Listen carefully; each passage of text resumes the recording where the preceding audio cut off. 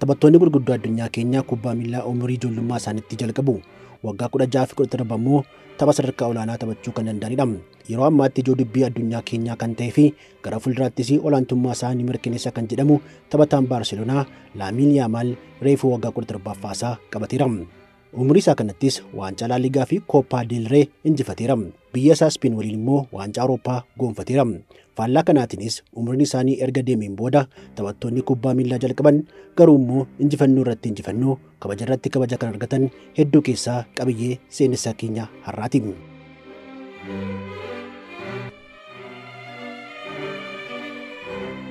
Nagaa fi fayyaa akkasumas kabaja kan isiniif hawwinu kabajamtoota maatii chaanalii ajaa'ibaa keenyaa. Har'aaf seenessaa keenyaan kan isin daawwachiifnu dhimma taphataa ajaa'ibaadha. Taphattoonni baay'een umrii seenaa itti kabajatanitti isa garuuyyuu eenyumtuu hin beeku ture. Addunyaa kanarratti uumamuu isaayyuu maatii fi firoottan isaa malee jechuudha. Umrii isaa waggaa 20tti fayyaa isaatiif jedhee malee kubbaa miilaa akka piroofeeshinaalitti hin taphatu ture. Inumaayyuu immoo taphattoonni sadarkaa dandeettii isaanii olaanaarra itti gahu kan jedhamu waggaa 25tti hojjetaa warshaa dhaabbataa tureera. Boqonnaa isaatti immoo garee kubbaa miilaa Filiitwiid Taawun jedhamuu fi taphachaa tureera. Kan ajaa'ibsiisu immoo taphataan kun waggoottan 3 booda jechuunis waggaa 28 wayita gahu liigii addunyaa keenyaa isa guddaa kan ta'e Pirimeer Liigii Ingiliz injifateera. Haala akkamiin hojjetaa warshaa irraa ka'ee urjii Pirimeer Liigii ta'uu danda'e? Turtii keenyaan kan isinitti himnu waa'ee taphataa ajaa'ibsiisaa Jiimii Vaardiidha waan ta'eef hanga xumura sagantaa keenyaatti nu waliin turan affeerraa keenyadha.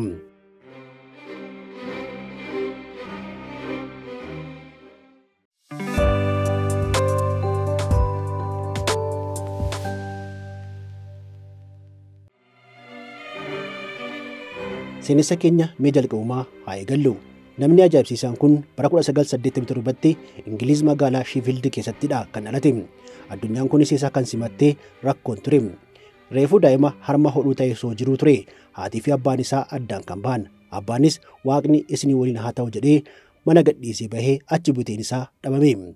Jaalalaa fi kunuunsa abbaa kan hin beekne Jiimii Vaardiin rakkoo fi gadadoon guddachuun carraa jireenyaa addunyaa kun isaaf kan kennite ta'e. Rakkoo kana keessa darbee kan guddate Vaardiin umurii isaa guddattummaa isaatti garee kubbaa miilaa naannoo isaatti kan argamu Sheffield Wednesday jedhamu akka qoosaatti taphachaa ture. Abdiin gaarii irratti mul'achaa waan tureef gareedhuma kana keessatti akka itti fufuu murteeffameef. Haa ta'u malee waggaa 16 wayita gahu raawwii gaarii hin qabdu jedhamee garee kana keessaa akka haqamu taasifame. Dandeettiin isaa hin guddanne kan jedhame dandeettii kubbaa miilaatiin osoo hin taane cimina qaamaa isaatiin malee. Abdiin kubbaa miilaatiin nan guddadha beekamaas nan ta'a qofa osoo hin taane jireenya isaa mo'achuunis asumatti addaan citeera. Jireenya kubbaa miilaa isaa osuma hin jalqabin kan xumure Jiimii Vaardiin mana wayita hojii dhabe taa'utti immoo haadha abiddeenaa fi abbaa isaa waliin walii galuu hin dandeenye. Yeroo kanattis jireenyaan of danda'uuf jecha waan danda'e hunda hojjetee garaa duwwaa akka hin bullee fi carraaquu jalqabe. Irra deebiinis jaalalli kubbaa miilaaf qabu akka haaraatti deebi'ee itti dhufees carraa argateen kubbaa miilaa gangalchuu jalqabeera Vaardiin. Namoonni naannoo isaa wayita inni taphatu arganis garee kubbaa miilaa xiqqoo Stoke Park Still jedhamutti akka makamuu fi haala mijeessaniif. Kilabiin kunis abdii qabeessummaa isaa kana ilaaluunis waliigaltee akka mallatteessu taasise. Kan nama ajaa'ibsiisu immoo Jiimii Vaardiin waliigalteen mallatteessee torbanitti paawundii 30 kan argamsiisuuf ture. Maallaqni kun baay'ee xiqqaa ta'us sadarkaa gaarii irra ga'uuf jedhee boriitu naaf darbaadhaan mallatteesseera.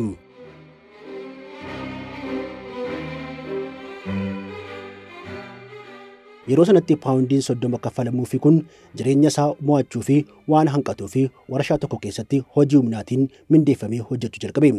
Kubbaa miilaa immoo shaakaliin booda boqonnaa cimaa barbaada. Tapharraa gara hojiirraa immoo gara taphaatti kan deddeebi'u Vaardiin dhukkubbiin jilbaa gufuu itti ta'ee dhufe. Wantoonni faallaan kan itti dhufan kan fakkaatu taphataan kun guyyaa tokkotti waldhabdee kilabii halkaniitti itti bashannanitti uumameen gara mana hidhaatti galuun dirqama itti ta'e. Achiin boodas mana hidhaatii wayita bahu gara kilabii halkaniitti lammaffaa akka hin galle qoqqobbiin irra kaa'ameera. Galgala sa'aatii 12 wayita ta'u atattamaan gara manaatti akka galuus ajajni cimaan irratti darbe. Ajaja kana raawwachuu isaa immoo mirkaneessuufis miilla isaa irratti GPS hidhamee fi akka tures gabaasaaleen ibsaniiru. Waan hundumaan abdii wayita kutatutti raayyaa Ingilizitti makamee duuluu fi murteesse. Kan ajaa'ibsiisuu fi dinqisiisu immoo sababa yakka mana dhugaatii kanaan raayyaatti akka hin makamne taasifame.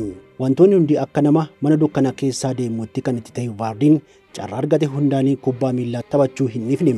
Garee Stoke Bridge jedhamuufis taphoota 11 taphatee gooliiwwan 55 galchuu danda'eera. Yeroodhuma kanatti gareen kun garee gandaa irraa sadarkaa tokko akka guddatuufis sababa ta'e. Dandeettii kubbaa miilaa isaa kan ilaale gareen Halifax liigii gadi aanaa Ingiliz keessatti hirmaachaa jirus taphataa kana paawundii 15,000 bitee kan dhuunfaasaa taasifate.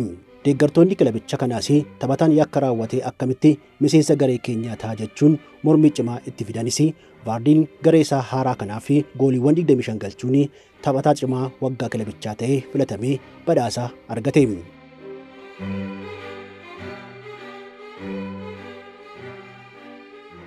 Wantoonni sarara qabataawwata deemanitti jireenyis mijaawwata dhufanitti barraaqni ganamaa abdii guddaa fiduu fi mul'achaa dhuftetti. Kilaboota lamaan kunneen keessatti dandeettii olaanaa kan agarsiise Vaardiin paawundii 100,000 fi 50,000 kilaba sadarkaa oliitti kan argamu Flintwoodiif mallatteessee makame. Flintwood kilaboota Vaardii duraanii lamaan irraa fooyyee ta'us liigii Ingiliz sadarkaa 5ffaa keessatti dorgomaa kan jirudha. Taphataan kunis hojii warshaa isaa dhaabee yeroo jalqabaatee fi kubbaa miilaa isaaf qofa xiyyeeffannoo kenne. Keessumaayyuu saffisni dirree irratti qabu ija hunda keessa akka galu taasise. Sababii saffisaa kanaanis maqaa addaa Rasaasaa jedhamu argateera. Waggaa jalqabaa irrattis Flintwood sadarkaa liigii 5ffaarraa gara 4ffaatti guddate. Yeroo kanattis gooliiwwan 31 galchuun gahee olaanaa baheera. Taateen kana caalu kan uumamee fi yeroodhuma kanattidha. Liigii gadi aanaa keessatti kan taphatu kun xiyyeeffannoo kilaboota gurguddoo keessa seene. Leicester Citynis doolaara miiliyoona 1 kaffalee mallatteeffachuuf gaaffii dhiyeesse. Yeroo sanatti liigii Vaardiin itti taphatu keessatti taphataa tokko bituuf gatiin hanga kanaa ga'u dhiyaatee hin beeku. Namoonni baay'een murtii Leicester kana gocha maraachummaatii haa jedhan malee waggaa 25 irraa kan ga'e Vaardiin fi Leicester garuu walii galtee walii mallatteessani.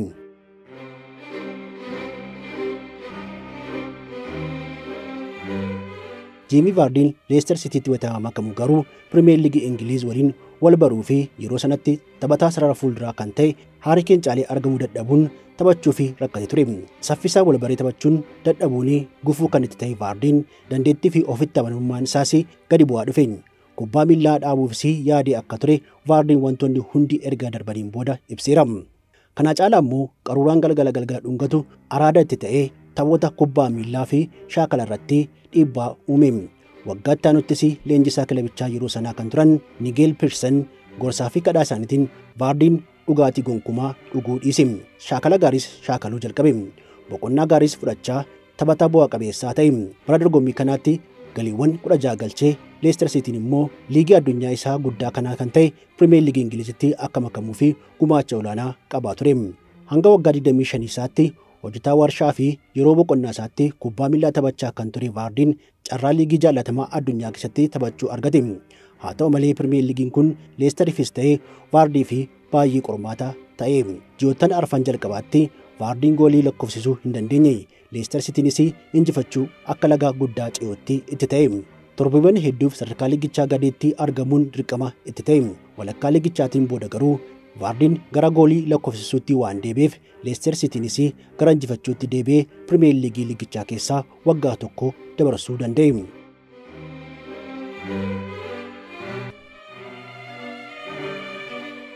Bara Premier League waggaa jalqabaa irratti gooliiwwan 5 qofaa lakkoofsisuu danda'us yeroo sanatti leenjisaan garee biyyaalessaa Ingiliz kan turan Roy Hodgson garee biyyaalessaatti akka makamu waamicha dhiyeessaniif garee kanaaf hin madaalu jechuun komiin dhiyaachaa tures uffata garee leencota sadii kana uffatee biyyattii bakka bu'uun taphachuu danda'eera. Achiin booda Leicester City waliin dorgommii Premier League Ingiliz jalqabe. Bara dorgommii kanaan duraatiin bu'aa qabeessa ta'uu kan hin dandeenye leenjisaan garichaa Nigel Pearson Leicester ari'e. Akkasumas taphattoota ciccimoo garichaa waliin walitti dhufeenya gaarii kan qabaa ture Stephen Cambiasonis gaggeeffame. Taateewwan kunneen hunda kan qonname Leicester Premier League Ingiliz keessaa ni bu'aa jechuun namoonni hedduun dubbachaa turan. Keessumaa Leicester Cityin Claudio Ranieri leenjisaa kilabichaa taasisuun waan mudatetti dhugumattuu wanti hundi dhumateera jechuun kan dubbatan hedduu ture. Leenjisaan lammii Xaaliyaan kun gara Leicester City dhufuun duratti garee biyyaalessaa Giriik dursaa taphoota kamiyyuu mo'achuu dadhabuun isaanii immoo namoonni murtee akkanaarraa akka gaalii fi sababa ture. Haa ta'u malee bara dorgommichaa wayita eegalamu taateewwan uumaman faallaa fi tilmaama namootaa kan fashaleessedha. Jimmy Vardiinis goolii lakkoofsisuu jalqabee osoo hin taane oomishuu jalqabe. Inumaayyuu taphoota 11 irratti walitti aansuun goolii lakkoofsisuun taphattoonni kan akka Cristiano Ronaldo raawwachuu hin dandeenye ajaa'ibsiisanii raawwachuun seenaa haaraa galmeesse. Kanaanis galmee ajaa'ibaa addunyaa irratti maqaan isaa barreeffamuu danda'eera. Vardiin goolii lakkoofsisuu Leicester Citynis injifannoo irratti injifannoo dabalatus waancaa liigichaa ni moota jedhee kan yaade garuu hin jiru ture. Vardiin fi miseensonni kilabichaa garuu liigicha irraa ni bu'uu jedhamee osoo hin eegamin waancaadhaaf falmachuu itti fufani.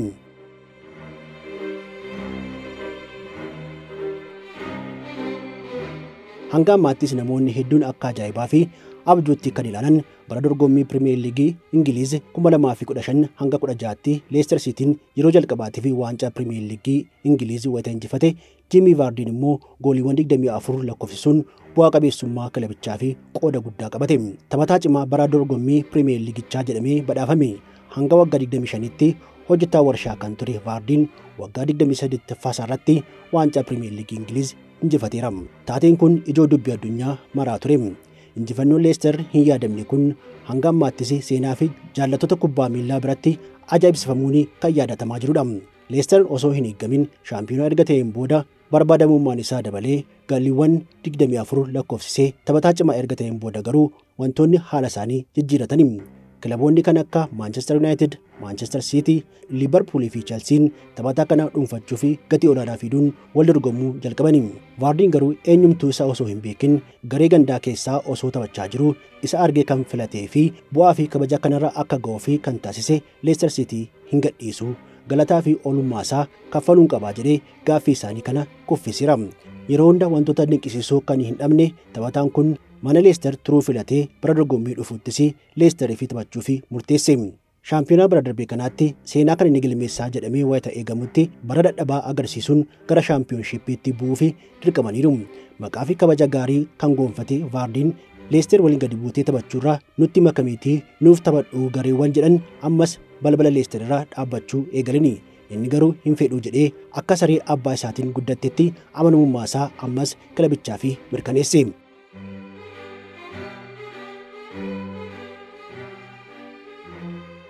Jimmy Vardiin akkuma waadaa seeniin taphataan kun waliin taanii Leicester City gara Pirimeer Liigii Ingilizitti deebisanii. Leicesteris hanga xumura bara dorgommichaatti morkataa tureera. Jimmy Vardiin bara dorgommii 2019 hanga 20tti dabalataan gooliiwwan 25 galchee taphataa cimaa bara kanaa jedhamee badhaafame. Yeroo sanatti waggaa 33 kan qabate Vardiin kophee warqee Pirimeer Liigii Ingiliz badhaafamuun taphataa umurii guddaa jedhame. Seenaan kanaan boodas bara dorgommii liigichaatiin dabalatee Leicesteriif waggaa 13 taphateera. Dhuma waggaa kanaatti garuu kilabichaa akka gadhiisu himeera. Bara dorgommii gaarii keessa kan hin darbine Leicester Citynis bara itti aanuttis sadarkaa tokko gadi bu'ee liigii shaampiyoonshiippii keessatti morkachuu fi dirqameera. Wata gadi bu'an waliin gadi bu'ee wata injifatanis injifannoo waliin meeffatee kabaja irratti kabaja akka argatan kan taasise Vardiin amma garuu Leicester waliin addaan bahuun dirqama itti ta'eera. Umriin isaa gara waggaa 39tti dhiyaachaa waan tureef fuulduratti liigii Saawudii Arabiyaatti ni makamaa jedhameetu eegamaa jira. Baay'isanii kan jaallatan deeggartoonni Leicester guyyoota 15 booda Leicester tapha Pirimeer Liigii dirree isaa irratti taasisuun mucaa isaanii waggaa 13 kana kabajaan ni gaggeessu.